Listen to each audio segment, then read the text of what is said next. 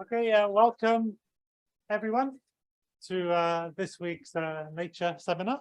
And before I introduce today's speaker, I'll just mention the next few. This series is pretty much every week. We have some fantastic speakers over the last few months, and they're all available online on our YouTube channel, the Biodiversity Oxford YouTube channel, if you want to catch up on them. But I'll mention the ones that we got coming up. So three fantastic speakers. We haven't got one next Friday, but the following Monday on March the 6th, we've got Patrick Greenfield from The Guardian on phantom credits, why rainforest offsets are not working. So some of you may have seen the Guardian article and the storm around that. So Patrick's coming to talk about that and his experience and the arguments around that. And then that same week on the Friday, the 10th of March, we have Michael DePledge from Exeter University on the search for a healthy environment, about environment and health. And then the 17th of March on Friday, we've got Sandra Diaz from the University of Cordoba in Argentina, who's vice chair of the Intergovernmental Panel on Biodiversity and Ecosystem Services. And she's talking about the new global biodiversity framework, the good, the bad, and the narratives. So that'll be a really good, that's Friday the 17th of March. So that'll be the last in this term's series. And she was in Montreal and at the heart of lots of those negotiations. So we'll be getting some really interesting insights from her for that. And then after today's talk, we'll have Charlie will talk for a while, we'll have a Q&A, and then there's drinks just down the corridor. So feel free to linger over the drinks reception for more informal conversation. And so it's a pleasure to introduce Charlie. So Rewilding is now hugely in the public eye, in the literature. Everyone's talking about it in one form or another, but really the evidence base would not be what it was if it isn't for the work that Charlie and his wife Issy have done in developing some of the project at Knepp over the last decades, and it's been hugely influential in shaping the whole agenda, but also the evidence base around rewilding. And so I'm sure we'll hear about Knepp at the moment, and Knepp is now a hotspot for lots of things. If you follow it on Twitter, there's a whole range of really interesting things happening there, from butterflies to turtle doves to storks. We'll let the latecomers settle in for a moment, then I'll hand over to you.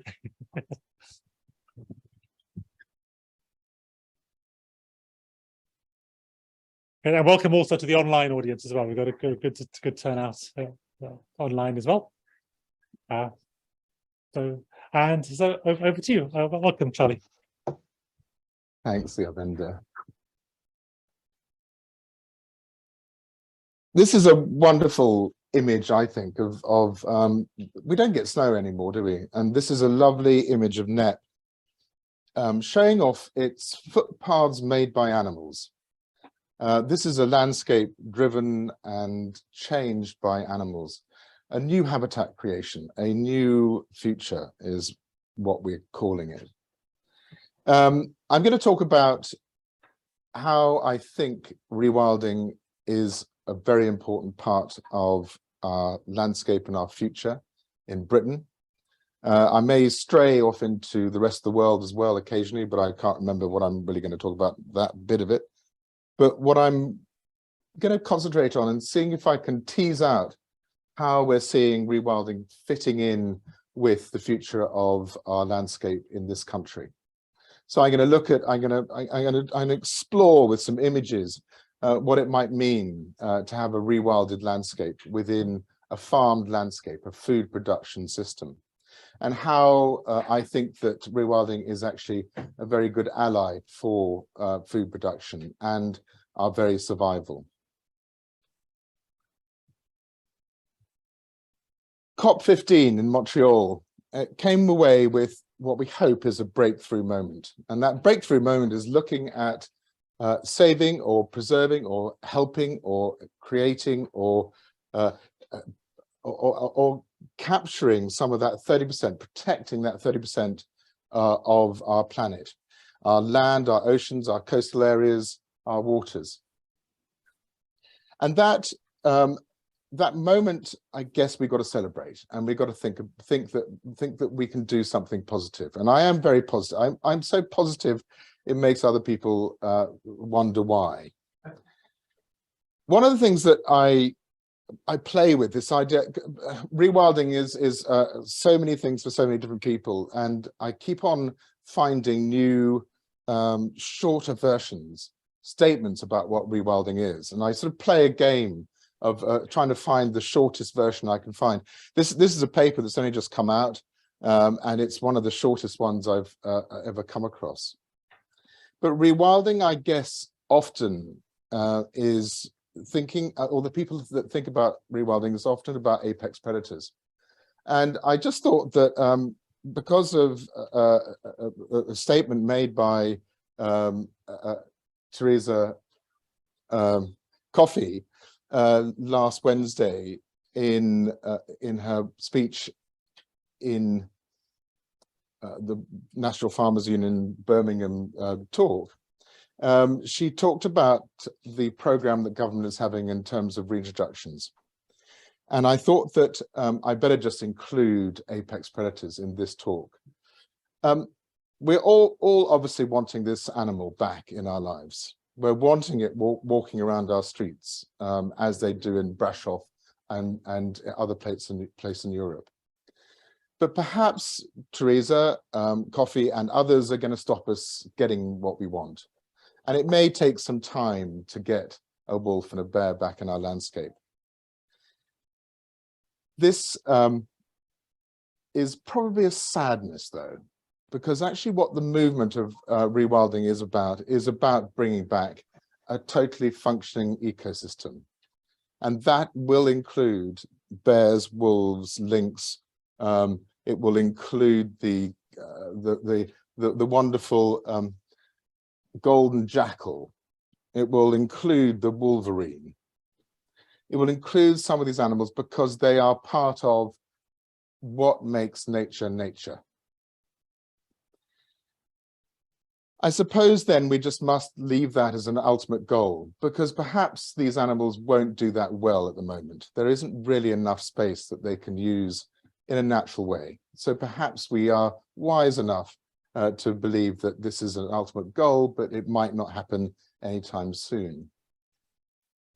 I thought it'd be worth just, for those of us who don't really, don't think about rewilding, don't think about our ecosystem that much, I thought it'd be worthwhile just pointing out what an extraordinary place Europe is. Europe is about half the size of North America. It's got about 27 times more brown bears than North America. So Europeans are actually living with these apex predators quite happily in most cases.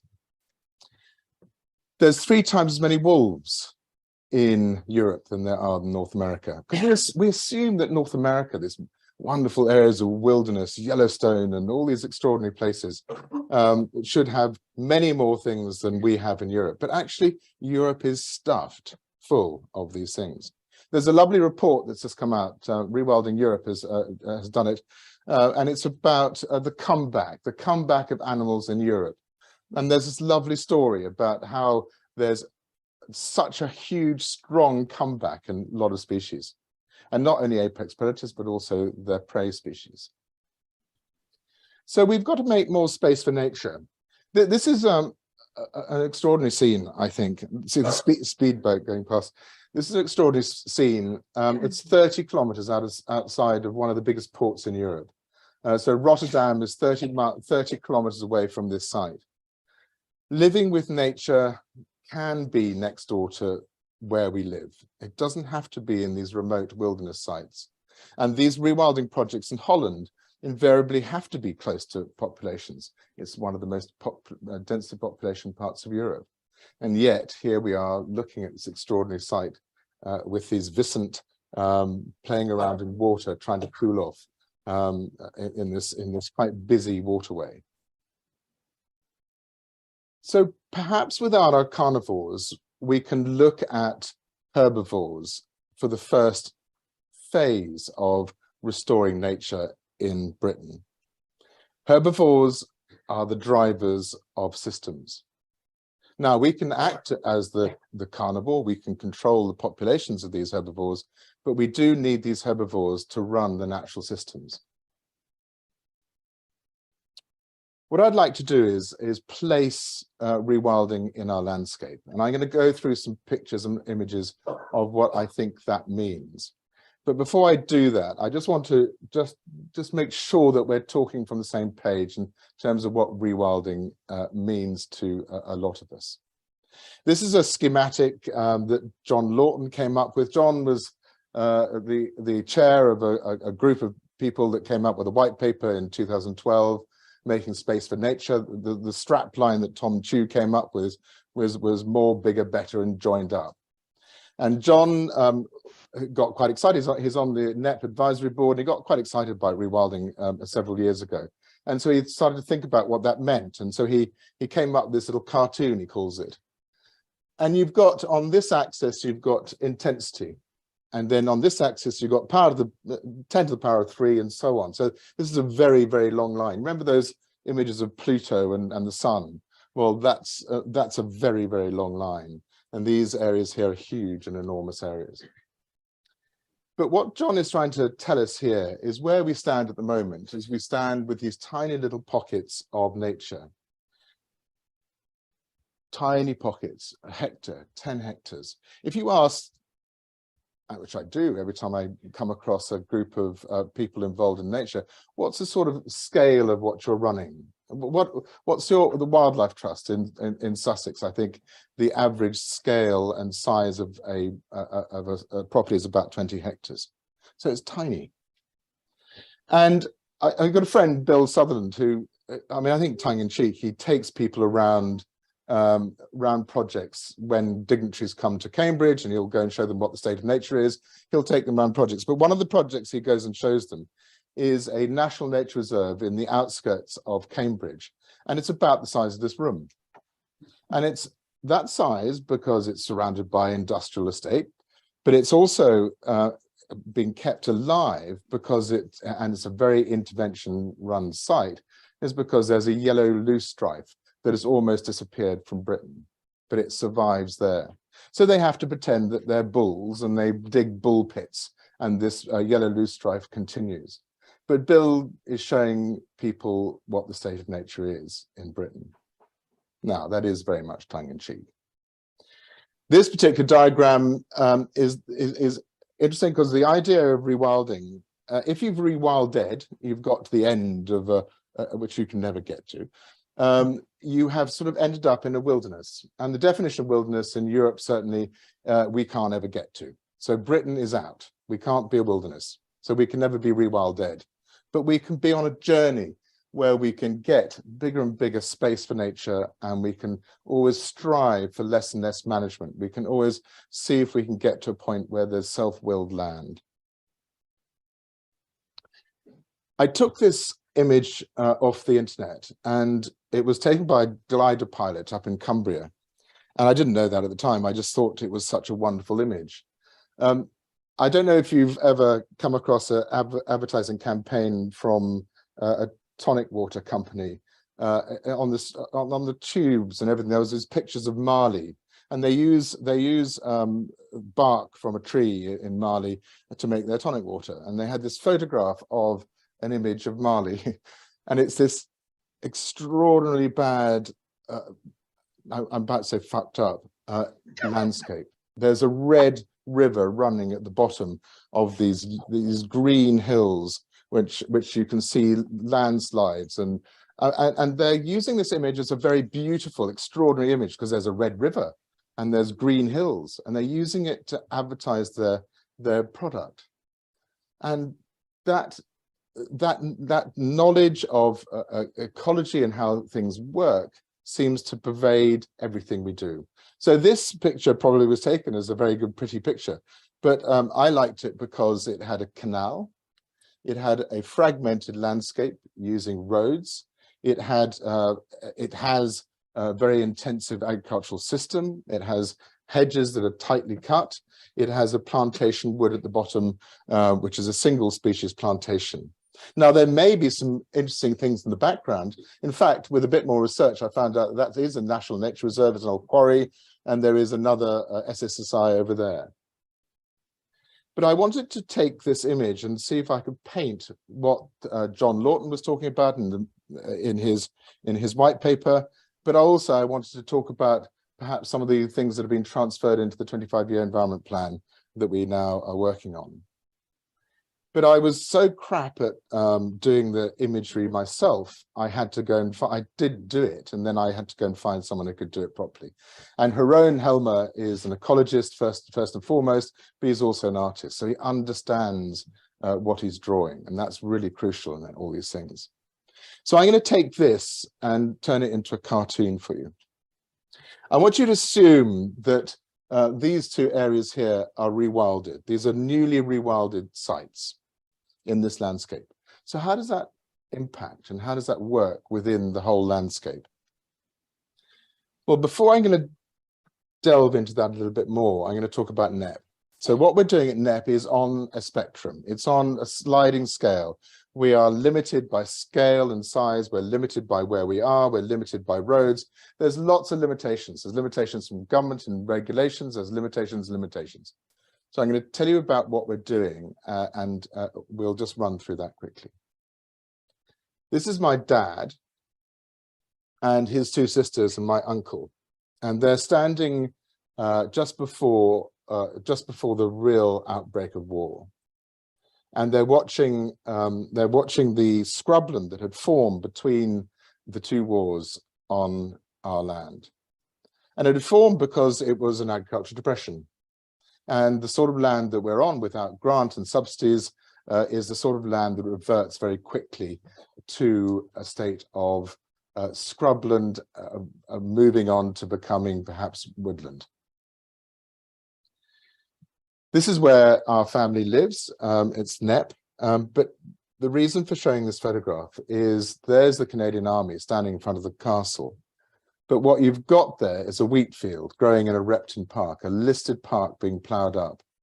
And that was the big moment. There's my grandmother, and she's looking on to her red poles, and the attitude changed dramatically. It was that dig for victory, that security of food. The thinking was very much about food production from then on. I did Cirencester for 3 years. I took over the farm age 21. I took over the estate age 22. And that 1,400 hectares of land then became a burden for the next 20 years until I started to rewild. This is actually my daughter, Nancy, and there she is. Nancy has grown up a bit. She's now doing a PhD on natural capital in Oxford with Kathy Willis as her supervisor, and that's wonderful. Very proud of that. But what we were experiencing there is the sheer joy of production, of huge quantities of wheat, and the feeling that you were doing something positive.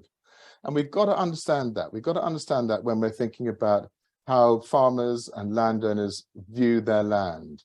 It is about production. It's a good feeling when you're sitting on that huge pile of wheat, however poorly it gives you in terms of money. For us, we had this is from 1972 to 1999, and by the end of that period, this is called the Green Revolution, so-called Green Revolution. This is the 1970s when plant pathology and so on took off, and we started to really increase our yields. But Knepp, because of its soil type, couldn't really do much with that. Now, 8.7 tons a hectare for winter wheats is pretty low anyway. So in a modern conventional farming system, you wouldn't be making anything on that now. You would be needing to be around 10 ton a hectare. We were 7 ton a hectare, so way short of a national average. We also had a lot of dairies, and we were going through this whole process of the milk marketing board collapsing, and then the whole new regime and milk prices collapsing. And we were left at the end of the 90s thinking, what are we going to do? And the farm manager wanted to amalgamate all 3 dairy herds and create a super dairy herd. And it was going to cost another $1.5 million. We already had an overdraft of $1.5 million. And I just said, no, we're not going to do it. So what are you going to do? Well, Franz Vera, I had met in the late 90s, and his book, his hypothesis came out to Grazing Ecology and Forest History, came out in 2000 in English, And that was a good breakthrough moment because I could actually read it and rather than just listen to France. And it was fascinating. I had partly grown up in Africa and Australia, and I was always sort of finding the attitudes to ecology in Europe quite odd. What I was seeing in those countries, Africa and Australia, was something different. And what France was talking about was a sort of language that I had come to expect ecology to mean from those two other countries. So free roaming animals, driving systems, all those thoughts were quite familiar to me. For me, it was a journey of fascinating learning about our planet. And one of the things you've got to do to be a rewilder is understand that, understand what's missing from our environment. This, I love this schematic. It shows, it's really basically man as it marches out of Africa around the planet. It wipes out large herbivores, megafauna. And the thinking there was then, well, what if the Amazon still had this megafauna? What if South America still had this megafauna? What would it look like? And those fascinating ideas behind that. In Britain and in Europe, this is a list of animals that have become extinct in the last few years. And here's a list of animals that have become extinct in Britain. And so the thinking of all that to the rewilder is really thinking about what drives systems and what's possible to bring back, what's possible to use to drive those systems. But now we have to use a lot of proxies, so we can't use that lot. So these are our proxies for Knepp. We've got the Tamworth pig, we've got the Exmoor pony, and we've got the Old English longhorn. So there they are. We've also got rabbits. It always makes people laugh there. So a non-native, Iberian, animal appears, hops across the screen, everyone giggles. Our Tamworth pigs are a keystone species. They have given us the only growing population of turtle doves in the country. They've given us the biggest population of purple emperor butterflies in the country. The way that they rootle, the way that they disturb, the way that they keep things moving is very important, we think. These animals are really making a huge impact, and you don't need many of them. The heavy hitters, the deer. The idea behind the deer, and we have maybe over 700 deer on Knepp, but we still don't have, outside of our woodland, a empty browse line, because there's this battle going on between vegetation succession and this munching of mouths on the vegetation. And that whole idea, and we got someone in the audience, Keith Kirby, who actually was on the journey from the very beginning of Knepp and was a great supporter, to look and explore at what happens with these animals in this landscape. Single stomach, teeth on the top, protruding teeth, nippers. If you watch a horse eating thorn, it's like the end of an elephant's trunk.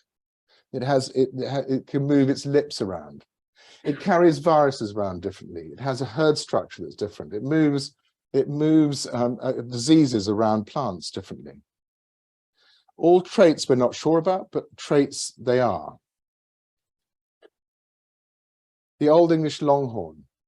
This is an animal, if you were to put it into a field, a grass field, it would walk to the hedge first. It would then explore the hedge, and then it will come back for a bit of grass if it wanted to get something. So these are all 4 stomachs. It has, I read a paper that said cattle can move 230 different plant species around the landscape. We've got to remember that these animals are all part of moving of plants and moving of nutrients and so on. But these are all traits that these extraordinary animals give us. So we're going for an old breed where they're behaving very differently. Life has poured back into Knepp, and every year we are thrilled and excited by something new. This this last summer, in 2020, we saw the first large tortoiseshell, and we thought it was just this odd happening.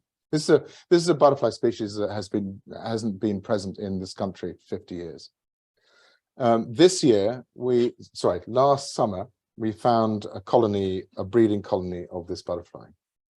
So this butterfly's made it over the channel. It's now breeding, and it's just one more thing added to the life that has poured back into Knepp. What's Knepp looking like now? So we've gone from this arable arable and dairy farm, and now we have this complex scrub structure. These habitats that are being created, these new habitats of the future, this has created a place where one of the highest densities of breeding songbirds now exists. If you come to Knepp in April, May, when the African migrants are beginning to flood in, you cannot believe the noise levels. It's a visceral gut feeling. It's not a, it's something real, tangible. So come. It's not only good for the breeding birds, but it's also incredibly important for migratory birds. And Tony, who's sitting amongst his fellow ringers, they're catching birds to ring them in nets and showing it off to a whole lot of tourists. Tony has been doing this for 30 years, and he ringed more lesser throats and black caps in 2 fields on Knepp than he ringed in his entire life. So a really important site for feeding up and allowing those birds to migrate back to Africa. Now, this is all recorded by us, and we spend a lot of time. We've got 2 full-time ecologists, and we've got a whole load of people coming to do work on Knepp, to record on what's happening. At the moment, we've got some really interesting stuff going on, and it's about carbon, and it's been mostly funded by NERC funding, but there's other things going on as well. This is actually there's Nancy gazing at a, what do you think that is? Crete. What do you think it is? Anyway, it's an oak. There's an oak which Nancy's gazing at, which has been goat toperied. But what she is doing is she's looking at destructive sampling. So she'll be taking out the below ground and above ground trees and looking at how much carbon there is in there. But we're doing a lot of work on carbon at the moment with government. So going back to the scheme and this redrawing Britain, we're now assuming that those areas in the corner up there are rewilded spots. And I'm going to call these climate corridors. There could be wildlife corridors, but I'm going to call them climate corridors for the purpose of this talk. The idea about corridors is we are needing to connect and allow movement within our landscape so that things can move. Nutrients can move, animal species can move, plants are carried from one place to another. And it's important because of this. The planet has been divided up into climatic zones, and our climatic zone in this part of Europe is thought to be traveling at about 150 kilometers for every degree change, or 150 meters up. So if we're looking at 2.5 to 2 degree change over the next 50, 60 years, what does that mean? So I thought I love doing these sort of things. I thought, okay, southern France could come to Knepp, and wow, I just think lavender, and actually we're on clay, so probably not. And then southern England is in the borders. So that's the problem.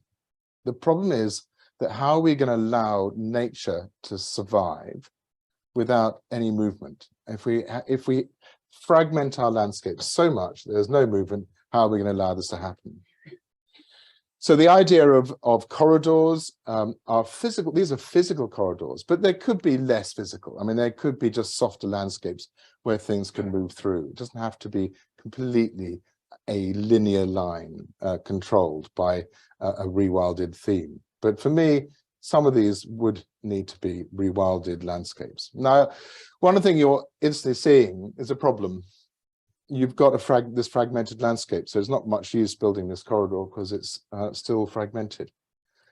So one thing that we do need to consider is building green infrastructure. Now we've got our hedges, which are beginning to look quite interesting. They're billowing out because we've allowed them to get away from the flail mower, maybe every 3 or 4 or 5 years. So they're beginning to be more interesting. We're allowing them to spread out a bit more, but we also need these corridors to work and function. I don't know if you know how many of these structures have been built in Britain. If you go through Champagne, I was going to go and look at these the cranes in northern France, and there's a spectacle, 30,000, 70,000 cranes come into this huge reservoir. Driving out there, every 5 kilometers, there was one of these green bridges. So in Britain, I think there's 2.5, I think maybe. I remember applying for to build one of these green infrastructures on a road next to us, and there was 54 million sitting in a pot. But apparently the road that I was wanting to build this bridge over was actually owned by county rather than national, so they couldn't access that money, and that money all went back to Europe without being spent. 3 nightingale territories in this 170-meter stretch of hedge. This is about 14 meters wide now, but it's stopped. The grazing and browsing animals have stopped it moving pretty well any further than that. And you've got dormice back in that hedgerow. So hedges and corridors are part of the story. We know that giving space around the crops in your fields also works. There's been a lot of studies. This is actually a report that came out in 2015, but they've carried on the work, and it continues to be really interesting, the output from that bit of work. So this bit of work is that there is no drop in calories giving back another 8% to nature. So your hedgerow, and then you got your margins on either side of the hedgerow. There was no drop in calories. There's no drop in the amount of food being produced by any given amount of land. Anyway, so this landscape is beginning to look quite interesting now. Regenerative farming, conservation farming, farming with nature, all these ideas are becoming now, at least in some people's minds, mainstream. And that's very exciting. It's probably one of the biggest things that we can do is to get our soils functioning and working again. And regenerative agriculture is about thinking about how you feed soils to get them regenerating. You no longer are thinking about using your soils as a medium to grow stuff. You're actually then thinking about it as a live thing. So this is one of the biggest and most interesting movements. And it's been sparked by a whole lot of books and ideas coming from these people. But in Britain, you have the Cherry Brothers, and the Cherry Brothers have this thing called Groundswell, and it's now become a must-go-to event. Go. It's the one place you'll find a whole lot of farmers and landowners getting very excited by what each other is saying. One of the things that I was intrigued by once the announcement came that there was going to be 600 million spent on trees back in our landscapes, treescapes. I don't know what they're going to be called, but maybe plantations is more close to it. And one of the things that I wanted to be part of was a move saying, hold on, let's not think about just planting trees. Let's think about complex systems that allow natural colonization to happen outside woodland. And I think that one of the things, so I was part of putting together one of the publications from the Woodland Trust called Woodwise. We put together this thing, and it actually came COVID. We were meant to having a big meeting. Everyone was coming, but COVID happened, and then we had to have it online. It was all a bit of a disaster, but we still produced the Woodwise publication. And one of the most interesting articles and talks that Joan Cottrell gave was about biosecurity. It was about security of genetics in plants that are being allowed to find their own way into our landscape. It was about how we ought to be thinking about pollen floating across Europe. There's a picture of pollen coming from Italy across Europe into Britain. Wouldn't that be extraordinary? So if you've got a Quercus robur in the Apennines with pollen finding a flower in a Quercus robur at Knepp, you've then got an acorn which has got this genetic diversity. What about that as an idea? Then you've got to allow space for it to find a home, to grow. And I think that that all needs to be thought about. This is a picture of Knepp and what Knepp looks like in a May day. Absolutely extraordinary. The journey that it would take if you allowed natural colonization to form woodland eventually. The journey to get there would give you this biodiversity, these extraordinary habitats. This is a canalized river. Now, we've got lots of them, and you saw the photograph. It really does exist. We had one on Knepp, and 20 years ago, we re-meandered it. It doesn't quite look as good as this one that Heron came up with. And Heron is obviously put, I mean, he's got lovely things like Therese Coffey's links, and he's got one of our beavers, Billy No Mates, or Bramble, or whatever Nancy calls them all. And we've got a braided system now. We've got people, we've got an elk, we've got bison, and we know what happens if we can get water back onto floodplains. It's like rocket fuel. This is an image coming out of a film that's been made about Izzy's book, Wilding, and I just wanted to show, it's just two stills from the film. And I hope I'm allowed to do this from Passion Pictures, but anyway, so this is what we're talking about. This is what we're talking about.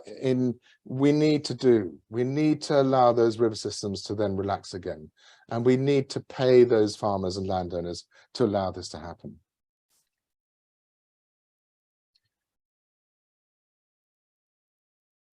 Some of our cultural landscapes are incredibly important, and maybe just for well-being, but also maybe really quite important to hold on to some of the species that we're going to lose and have lost in our landscapes. So I'm definitely an advocate for having cultural landscape mixed within this rewilding landscape that I'm talking about. These cultural landscapes are hay meadow systems, and that hay meadow can be very good for feeding the livestock. So I'm very much for that. But we need to think about where the food is going to come from in the future. Now, we know that, or we assume that the planet will head for 10.5 billion people and then start to drop again. But we do have this issue of where food is going to come from. One of the more interesting books on this is George Monbiot's Regenesis.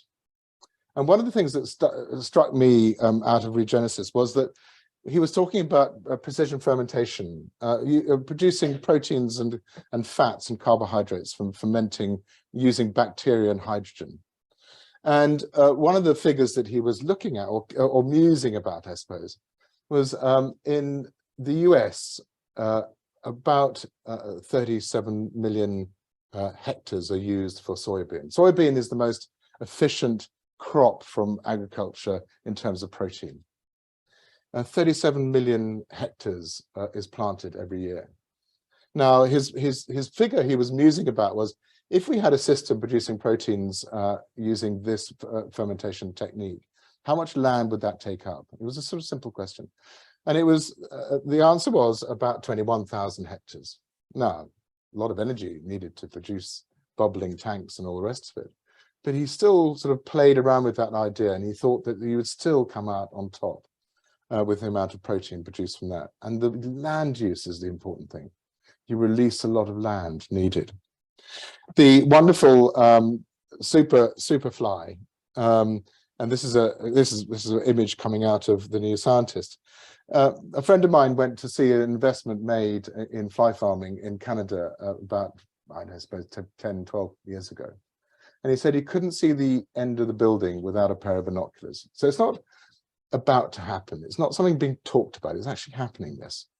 So what do we all feel about that? What do we all feel about our processed foods containing fats and carbohydrates and proteins from those sorts of systems? Anyway, so I put that in here in this image. So you've got some buildings there which are going to be producing that sort of thing. The last of these things in rebuilding this landscape is plantation woodland. Now, the government spent 3 million quid exploring diseases in oak. It was called Purpose. And one of the predictions that their modelling came out with, the current rate of death in Quercus robur coming out of Herefordshire, we will have lost 25% of our Quercus robur by 2050. Now, we're losing our ash, we're losing our chestnut, we're losing our larch, we're losing. How are we going to cope with the future? And one of the interesting papers that the Forest Commission came out with, Jonathan Spencer had spent some time in sabbatical just before he retired. He was promoting the idea that we should be looking at also non-natives, so non-native trees to plant for the future, because of the risk of having such few species and thinking about that. But also, how do we manage our woodland? I've painted a picture here where we've ring barked existing trees to get dead wood standing. I've left them standing. I haven't cut them down. I haven't worried about the people walking around the wood and getting fallen over with a dead tree. I've painted a picture of a rich woodland. Now, there's lots of different ways to manage woodland, and there's very good ways to manage woodland to produce good nature. It's invariably not about leaving woodland to do nothing. Leaving woodland to do nothing, you end up with a very dark, good place for fungi, and that's about it. I'm saying that with trepidation because Keith Kirby's in here, and others. So this cartoon that I've been working on, this is a farming landscape with rewilding in it. So rewilding as a crucial part of that landscape.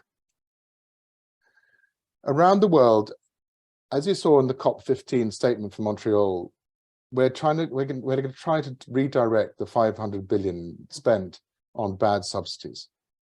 But at the moment, we do spend 500 to 600 billion on farm subsidies. In the UK, we're committing to about 2.7 billion, and that is questionable about which direction that's going to take us, but we'll see. Maybe we can be positive about that. Yeah. So this rebuilding of this landscape, and it's fun, isn't it, when it moves and things, but that's... But I want to then talk about the money side of things.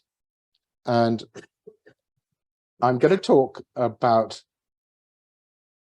how I see this one project that I'm involved in using the latest thinking on money.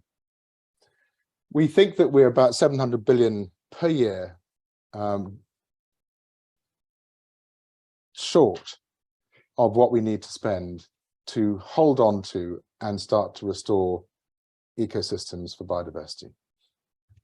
In the UK, we are talking about a 6 billion price tag. So there's the 2.7 billion that the government might spend on nature, but we're then short, we think, of about 6 billion. So how are we going to find that 6 billion? Now, there's lots of ways, perhaps, and it's an exciting world out there. If you're thinking about carbon credits and biodiversity credits, there's a lot of noise and a lot of extraordinary thinking going on. I'm going to talk about one of those ideas on a particular project that I'm involved in. About 2 years ago, we set up a company called Nightingale, and Nightingale was set up to take it was asking funders to believe that we could sell natural capital and then set up a tourism business that would allow that land to continue in perpetuity for nature. So quite a big call, but we found the funders, we found the people that were willing to take that risk. And the story we gave them, and it is a story because it's fictional at the moment, but we hope it will become reality, is this. And this is applicable to any of us who want to do projects on our own land. So here's your project. How are we going to fund it? Now, if you're an NGO or a charity, maybe you're going to be talking about grants from philanthropy. Public bodies. Well, we know what that's like. We've got countryside stewardship, we've got environmental land management, we've got payments for ecosystem services, all coming in to fund your project. Corporates. Now, this is the new bit. Now, this may be just corporate social responsibility grants. This is companies loving what you're proposing to do and wanting to be part of it. Rewilding has just been funded by a company to buy land and to rewild down in Somerset. And they're not getting carbon credits or biodiversity credits from it. They're just doing it because it's a good thing to do. Payments for ecosystem services. Well, we've got carbon credits, and that is about a 900 billion market at the moment, and that was last year's figure. We've got biodiversity credits, which is a new idea that we can actually monetize and think about biodiversity as a credit scheme and a system. We've got biodiversity net gain. This is the developers having to offset what they destroy on developing land by at least 10% uplift. And then we've got nutrient credits and others. So the corporate bit of this puzzle, and this is what government's wanting from us. It's wanting a partnership. It's wanting to work with other seams of money. The bit that, and then there's volunteer time. We have about 180 volunteers at Knepp. We have projects that have been crowdfunding, and that's been brilliant. Ecotourism is certainly something that we get money from. That's people that buy into what you're doing and wanting to come and then get to see what you're doing. And then you've got meat production, and the meat production is because what we've already explained. You need to control the numbers of your population, thus you bring out meat, and so people support you through buying your meat. We also have turned at Knepp a lot of buildings into alternative uses. And we've got about 200 people now, full-time equivalents, employed in those buildings. And then you've got the investors, the impact investors. And that's the bit I'm going to talk further about, because that's the nightingale model. So the money comes back to those investors through being able to organize all this lot in your change, in your conservation funding change. These are the first two properties that Nightingale has bought. The first one is up in Lincolnshire, but a few miles south of Grantham. It's a grade 3 arable land. 92% of it's ploughed, 3% woodland, 3% is grassland. And it's I've been told it's very typical for that part of Lincolnshire. We are going to rewild it. So how are we going to do that? And this is breaking news, because I only got this 3 days ago, and it's the results from a bit of work that NERF has funded through this partnership down here. And AgriCarbon, this is their equipment that drills down about 1 meter, and we look at 3 depths of the soil, 4 depths actually, and we look at how much carbon has been stored. These are the results from those tests. And so you've got a control, you've got some arable land and that figure, then you've got conventional grassland and so on until you get to the rewilding project and you start to get these sorts of figures. And then you've got woodland at the top there. Now, the only person in the room that I know will understand completely about this is Charles Godfrey, who's now talking to Yavinda about something. And Charles will understand this stuff because I don't understand it. But this figure here is what the AgriCarbon team are very excited by. This is not counting the above or below ground vegetation growth. So we've got about 37,000 cubic meters of vegetation growth as well to add to this figure. But this is Annie Leeson's, the co-founder of, CEO of AgriCarbon, what she says about it. Now, Charles, I'd love to know what you think, and Yavinda, I would like to know. I mean, she hasn't done obviously exhaustive research, but she is very excited by this result, and I'm not sure why, but anyway, you can help me. So that's going to be one of the main streams of income for this change, funding this change from a arable farm to a rewilded site, and returning money to the investor, and that's really important. Because if we can tap into money that can come into nature through a monetary system, there is unlimited amount of capital out there that will do it. So it is important. I understand there'll be different views on that. This is the second site. It's a wonderful site. It's got a cut and it's got a load. It's in the fens and it's got the River Wissey. And so it's isolated from all the land around it. It doesn't need to meet the neighbour and say, we're wanting to wet this up, do you mind? We can just do it because it's a bowl. And in the middle here, you've got a clay hill. They call them hills. It's about 2.5 meters high. And you've got another hill here, which is a chalk hill. And we are planning to rewild this site, and we will turn it into maybe something like this picture of the Okavango. I can test then that rewilding and farming should and could work together. If we have this ambition of 30% of our landscape being protected in some way for nature, how else are we going to do it? How else are we going to bleed in nature and food production at a cost-effective way without over-management? So I would always promote this idea of rewilding. I'm going to finish off just by plugging a book.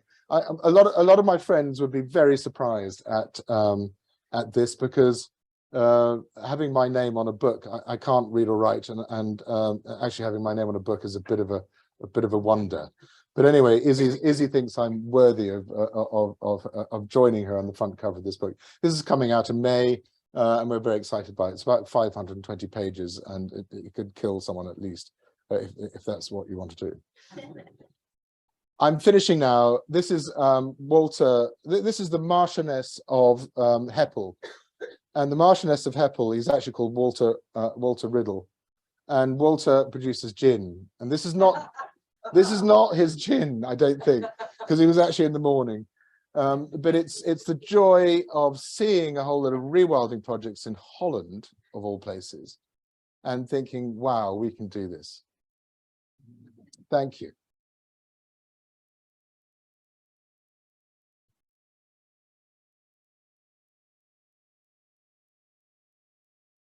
Thank you very much, Charlie. Amazing images and videos as well. So really inspiring. So we can open up to questions now. Does anybody want to kick off some questions? Ian? Charlie, thanks very much indeed. That was fantastic. Start again. Thanks very much indeed. That was fantastic. And I want to take you back to your photo with Nancy, I think, on the wheat or the barley, or whatever it was. And you said this was about a good feeling. And you've given us a lot of good feelings here. But I want to contrast that with the definition you gave at the start, which included the phrase, I think, reducing human control for rewilding.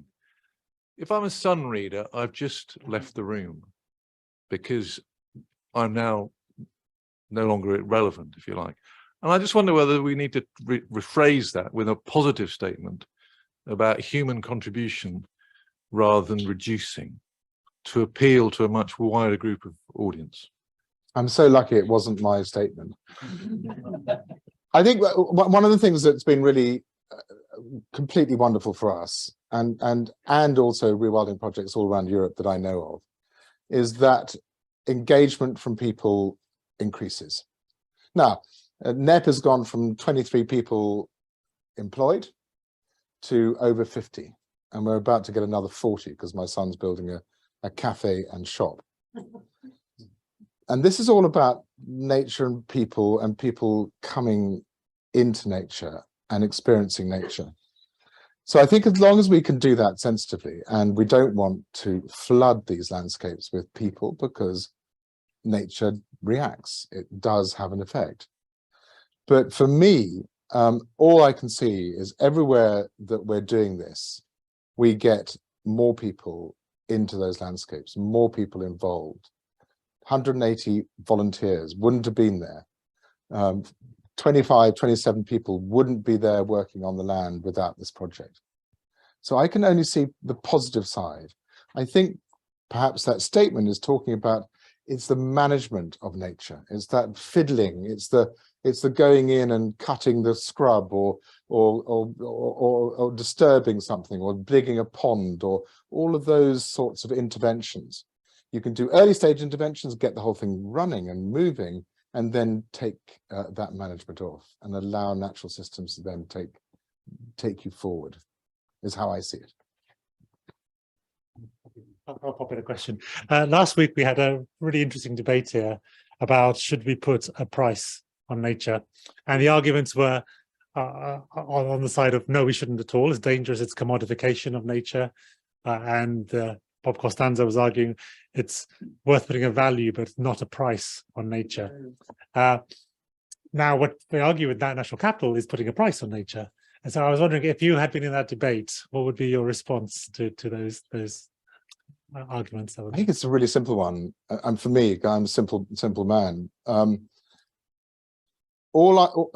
actually involved in 3 different projects taking natural capital to do things on the ground, and I know that these projects that I'm involved in wouldn't happen without that money. A cloud forest in Honduras, 1,800 hectares, the last remnant of a 20,000 hectare cloud forest, is being saved by GlaxoSmithKline through the sale of natural capital.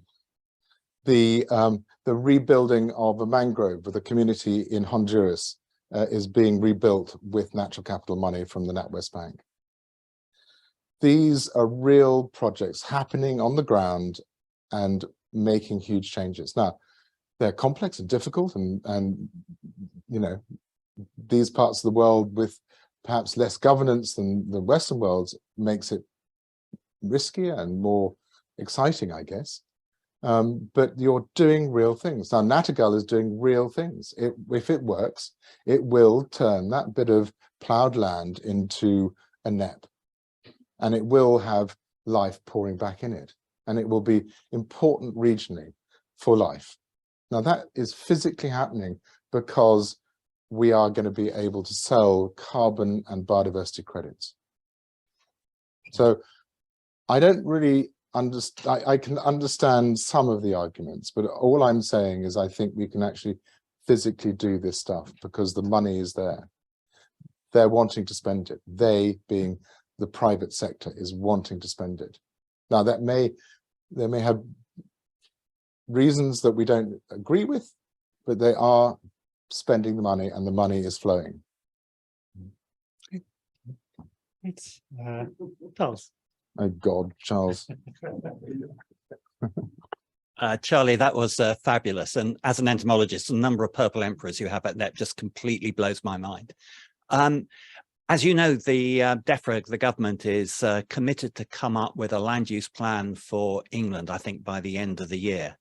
And I guess I have 2 questions. One is, what would you like in that would help bring forward some of the things you just talked about? And what do you think will actually be in it? Well, I'm positive here, Charles. I mean, Charles is actually a very important person within DEFRA as well. So, you know, is not just an entomologist, okay? Oh, okay, sorry, Charles. Anyway, at the moment, you've got a lot of funding going out there looking at landscape recovery, looking at these carbon things that we're talking about on Knepp. And I think in the next two or 3 years, we will start to have some really interesting results coming out. And I think that will help us decide and drive the future management of our land. Now, if we can soften the swings and balances of politicians, and we allow a little bit of this information to take hold and to become an informative and interesting part of our thinking, then I think we can come up with some really interesting future landscapes. I think I've already painted what I think it should be, and that was this cartoon. And I actually, it went around DEFRA, that moving cartoon.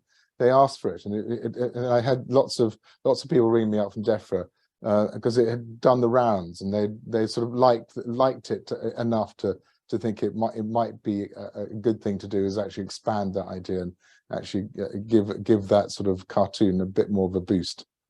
But Charles, I don't know, you know so much more than me, but I'm feeling confident. Teresa's coffee.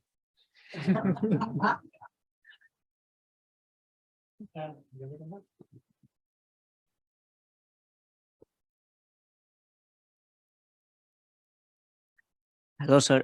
First of all, thank you so much for your presentation. My name is Bilal. Oh, That's okay. That should be online. okay. So my name is Bilal. I am from Wildlife Conservation Research Unit. My question is that when we talk about rewilding, the first thing that came into our mind is rewilding Europe or rewilding of some large state in England. But what about the developing countries? What about like India, Pakistan, where we got some of the largest populations, human populations of the world, and most of the people only have like 3 acres of land that sustain their whole families. So how we are going to achieve rewilding in those areas of the world?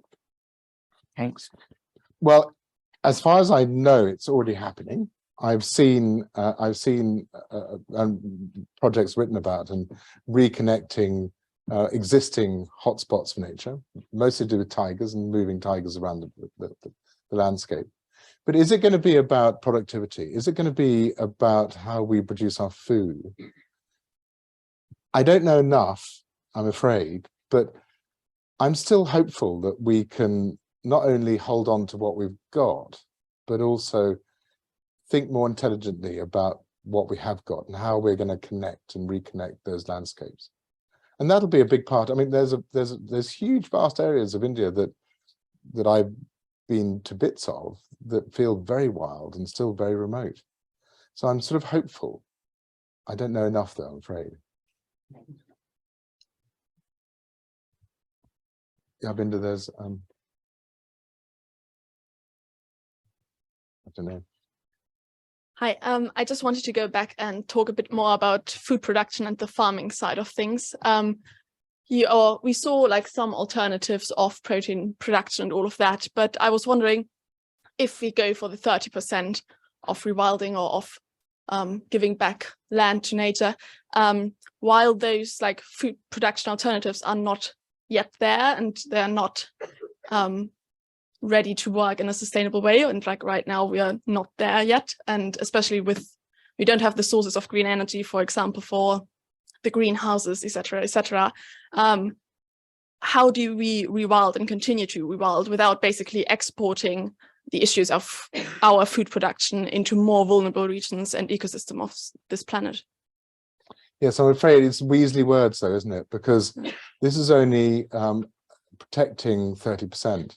So in England, you'll already have a lot of the land that would be considered to be good for nature. So maybe there's already 20% or 22% that is already good for nature. So you're only adding another 10% to that. So the strive isn't that big. I guess in terms of, you know, in the UK, we produce around 60% of our consumed calories in this country.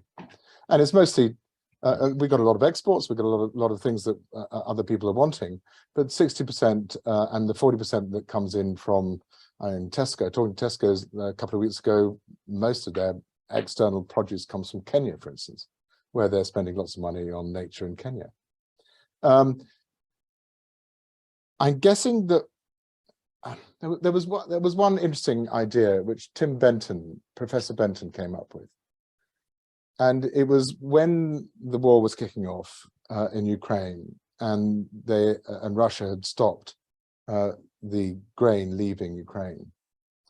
And Tim was talking about a shift in meat consumption of 15% for Europeans would be equivalent to all the grain exported from Ukraine and Russia. So I'm only sort of throwing that in because it's not as simple as, oh dear, you know, if we give 30% back to nature, we're already counting that there's already nature there. So we're not giving 30% back, we're protecting 30%. So a lot of that already exists. So it's not, and quite a lot of that exists and will be extended and expanded in areas that aren't very productive anyway. So it's all these, I mean, it's, you know, it's a complex one, isn't it? And I think, I mean, George's book, Regenesis, actually runs through those arguments quite exhaustively. Have you read Regenesis?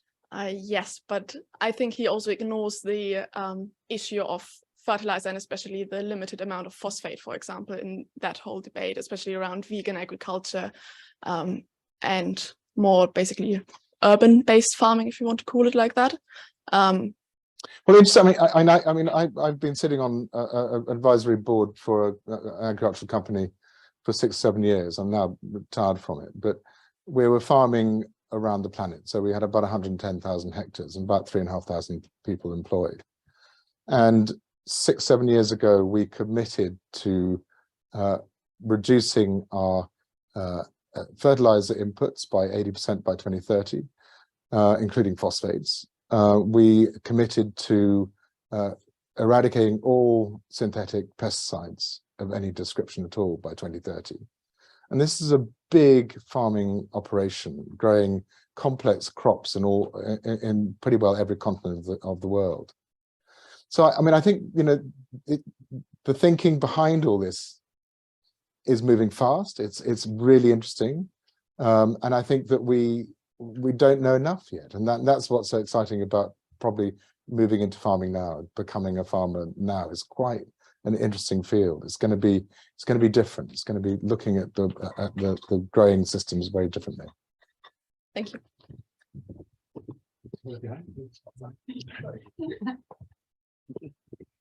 Hi there, Eleanor Miles from Atkins, and I help to, I guess, rewild a lot of the floodplains in the UK.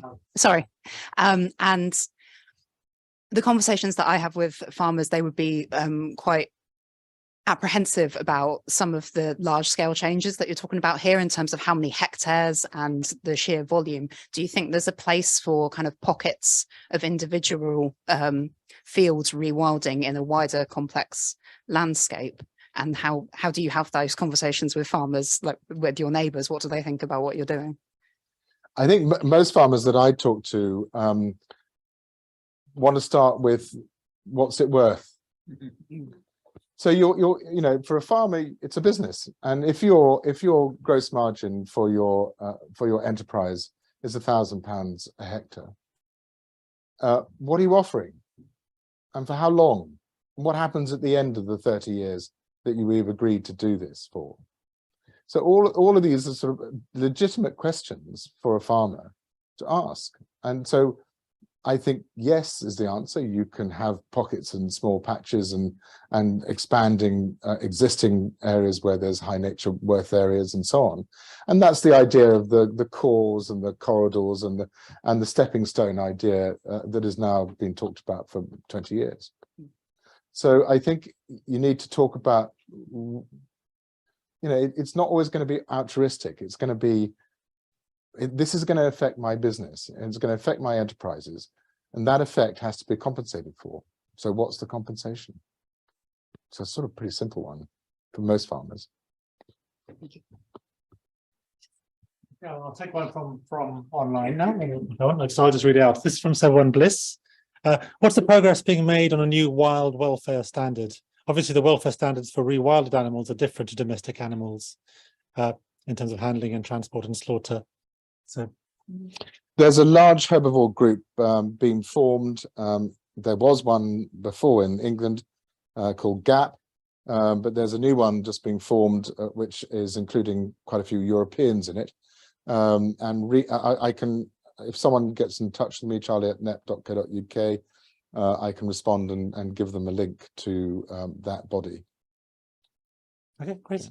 I'll do one more from online. This is from Daniel Schaaf. Can UK farming achieve the National Farmers Union targeted net zero by 2040 without offsetting, whatever that might mean? I think when we all committed to these figures, we had no idea how to do it, but we just assumed it could. So I'm guessing not. But you know, I really want to talk to Charles about my figures. If that, you know, that 4.8 per year CO2, is that relevant? I don't know. Anyway, he's nodding his head. Okay. We'll take from there. Yeah.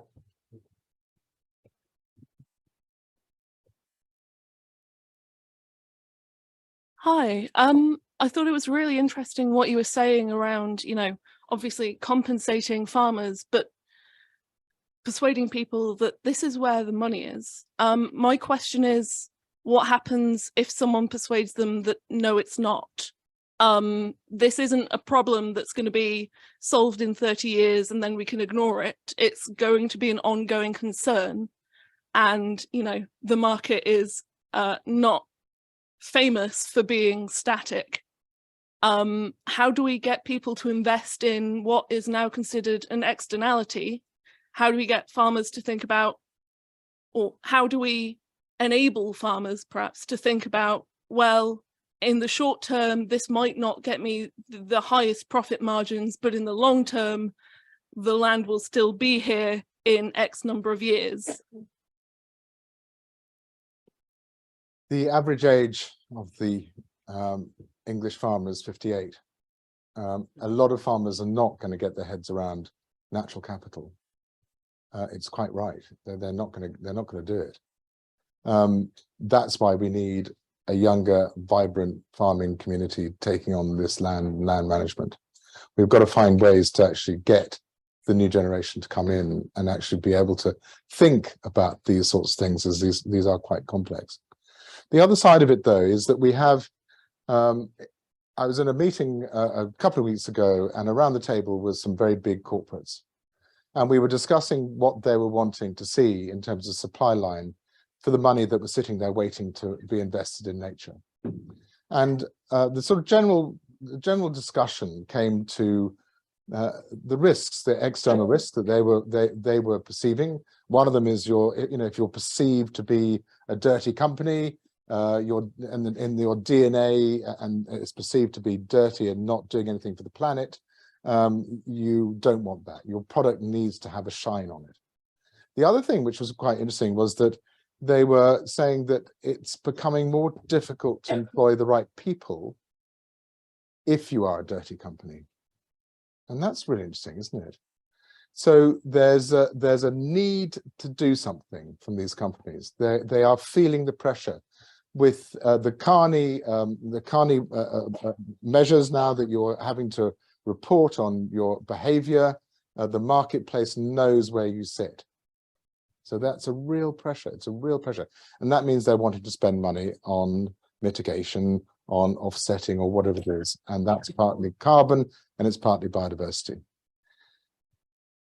At the moment, the supply line for that is abroad.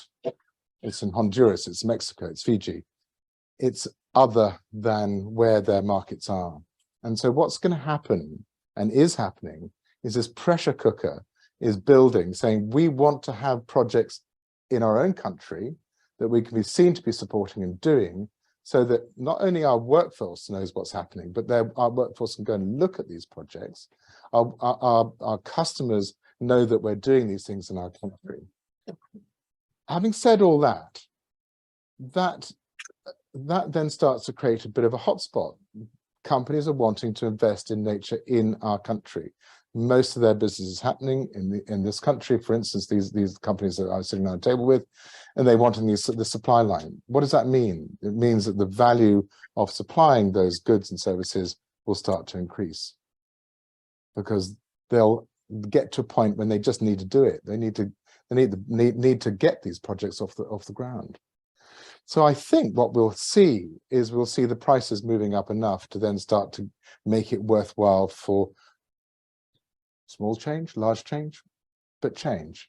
But how do you maintain that long term? Well, for the Nightingale model, you've got a sort of 30. For rewilding, you've got sort of 3 stages, perhaps. You've got the sort of first initial stage, the transition from arable ground to scrubland to the beginnings of a wood pasture system.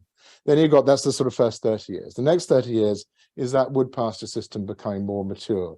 And that's another tranche of change in terms of carbon and biodiversity. And then you've got the sort of last phase, which is the maturing of all that, the oak trees becoming old and gnarled, the system becoming more and more complex in time. Again, a change. So you could think of a rewilding system to always be in these 3 tranches of 30 years apart, say, and you could then look for funding during that 100-year period. That's a pretty long time. 30 years is a pretty long time. It's a generational change, isn't it? So we don't know what's going to happen. We don't know if that is a model that people will like. But at the moment, say you sign up for 30 years, that period is then the money's coming in for the change from natural capital sales. And then meantime, you're then trying to work out how you're going to make it sustainable in the future. For Nightingale, we think that's a tourism model. It's copying what we did at Knepp. And Knepp has a camping, glamping and safari business, which turns over £1 million, and it makes about £300,000 profit. And we don't want that to be a very big business. We restrict how many people can come because we don't, it's our home and we don't want too many people. So other models could be more free with that. They could maybe put another 10, 20% on top of that model. So suddenly it becomes a sustainable model for, a 2,000 acre bit of land in England. So I think we need to think imaginatively about it, but I think we can do it. I hope we can.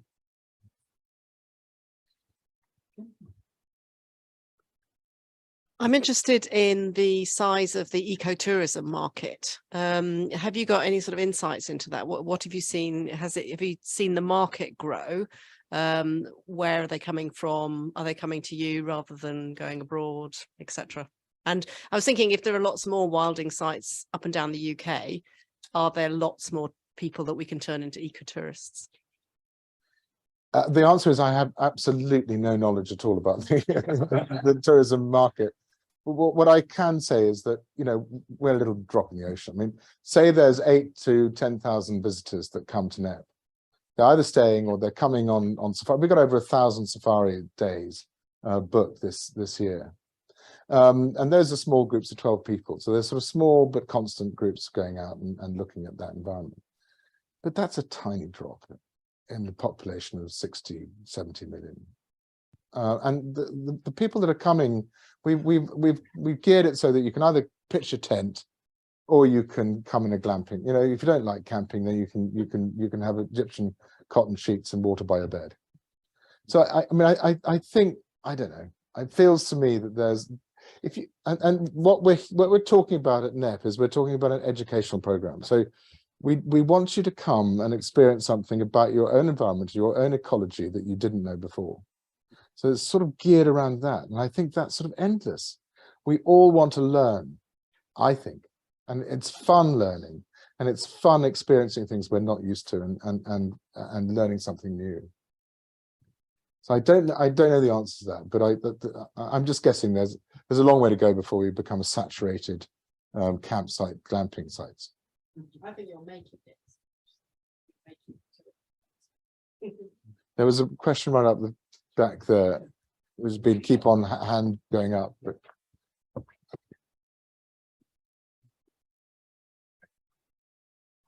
Thank you very much. My question relates to land as a source of wealth, but also one major source of inequality. And I'm just wondering how you deal with the risk of, land is very unevenly distributed.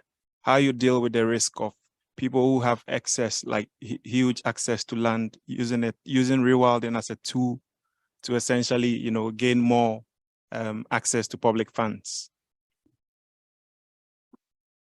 Yes, it's something I'm probably going to have to hand over to someone else.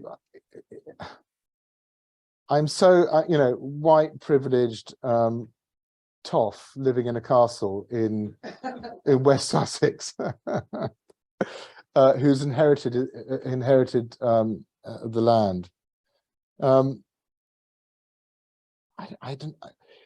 For me, this whole story of where nature sits, whether it's within community land, whether it's in common land, whether it's in private land, whether it's, the big movement in the UK has been these cluster farm groups forming. There's cluster farm groups that now have 60,000 acres.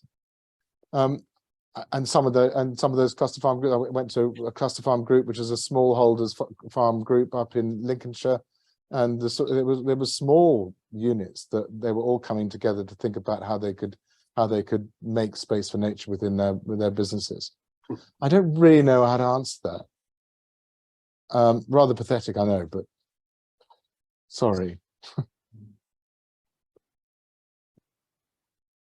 Thanks for a great presentation and also really nice discussion afterwards. I had a question about how rewilding, how you think about it in comparison to restoration ecology and ecological restoration in general, which are pretty old fields. I'm a restoration ecologist, and I'm just trying to get better handle on it. It seems like there are definitely some overlaps, but the restoration ecology field has, you know, very rigorous kind of approach to planning and evaluation. And I'm just wondering how you see them next to each other, and if rewilding is headed in a bit more of a structured direction or not.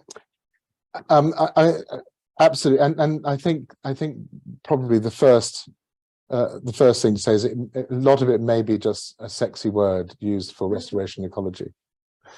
I've just been toying with a very big machine doing this rough and loose technique on a bank side, where I'm roughing up this smooth surface of this big bank to have the seed raining down from around about to then see if I can create a woodland on this bit of thing. And we're monitoring it very closely and looking at it very closely. I guess I wouldn't call that rewilding. I wouldn't. This is an attempt to get a bit of land colonized by trees, but it'll be quite intervention led. It will be perhaps tracking out seed to see if we can encourage that to happen and so on. I know what you're asking, and I was about to say, in our book we have a page dedicated to the differences. So 2 lists of conventional conservation rather than, but also then rewilded, and I think a lot of it is about the attitude you come to a problem. I'm sorry, I'm being rather pathetic. And it's partly because I can't really remember what the page says. It's a bit about what you're trying to restore to, and then it's about baselines. Whereas I feel like, of course, thank you. Thank you. Let's let it go and see what happens. Whereas So that, more about it. so it is certainly about the process rather than the outcome. So I mean, so one of the principles for us at Knepp was always this idea that perhaps, you know, the controls that I have, which are controlling the species that are present, the large herbivore species that are present, and the numbers of those species present, I can control that. And so one of the thoughts was in the early stage of Knepp was we didn't want it to turn into close canopy woodland, but we also didn't want it to remain open and grassland. We wanted it to be there in the middle, and so the parameters we sort of set was no less than 20% scrub and woodland, no more than 40% scrub and woodland. So those were already restricting the thoughts and patterns of what you then go out and do, but it's still a pretty broad church then. So you're then playing around with the species and the numbers of those species within that landscape to achieve roughly that goal, but it's a pretty rough goal, isn't it? And I guess if you were doing being a restoration ecologist, you would work out, well, actually we want X amount of percent of this, I don't know. Would you? And then you would set about trying to create that environment. And we're talking about, I suppose, scale as well, and the cost of doing these things. You know, the cost of doing Knepp was setting the scene, building the fences, buying the animals in, re-meandering the river, and then putting the animals in there, and then stepping back from it. With health and welfare is pretty well your only issue. So you're not feeding animals, you're allowing this then to rip. And I guess you wouldn't do that if you were managing an SSSI in Cumbria. You would need to control it much more closely and carefully, because your site would be designated for certain species that you need certain management to achieve. I'm becoming tired and rather flummoxed by all these questions. Maybe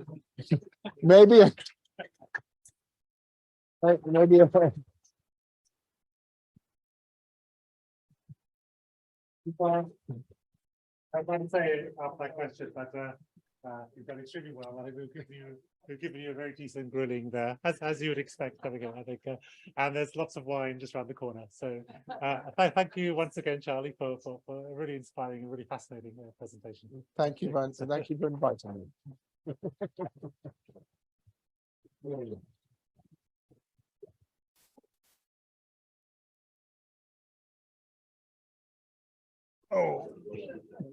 Oh, yes. Thank you so much. That was amazing. I really enjoyed that.